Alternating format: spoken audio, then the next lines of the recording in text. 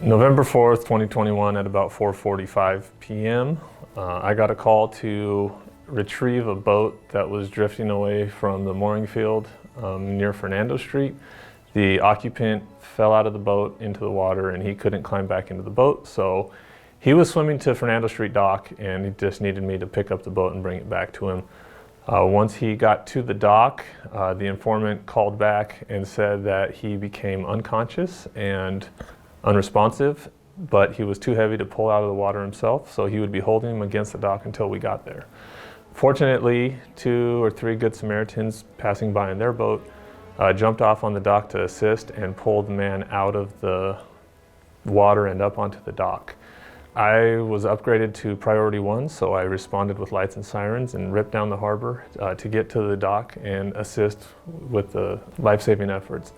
When I got to the dock, I grabbed all my medical gear and stood on the dock and assessed the situation, what I needed and what I needed to do to help save this man's life. While we were doing chest compressions and providing high-quality CPR, a Newport PD officer showed up and I asked him to grab his AED out of his patrol unit so that we could get the subject hooked up and let the machine do what it does. I went ahead and tapped the Newport Beach police officer on the back and advised him when he was ready that I'll switch out and take over chest compressions from him, which he advised me he was ready to change out, which I can totally understand. Having done CPR several times, it is very exhausting and you can quickly become fatigued. So I went ahead and started chest compressions once he was done with his cycle. We continued chest compressions until Newport Beach Fire Department arrived on scene.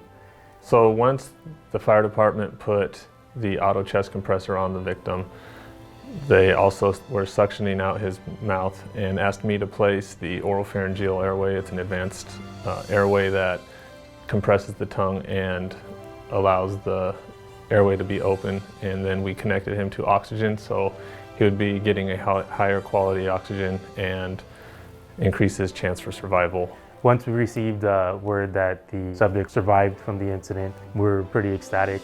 It made me feel that all our training and experience pays off, and just the efforts makes you feel pretty good inside. You get a chance to make a difference, not just the victim's life, but any family or friends in the area that he might have. They get to continue being amongst each other, and it's a good feeling.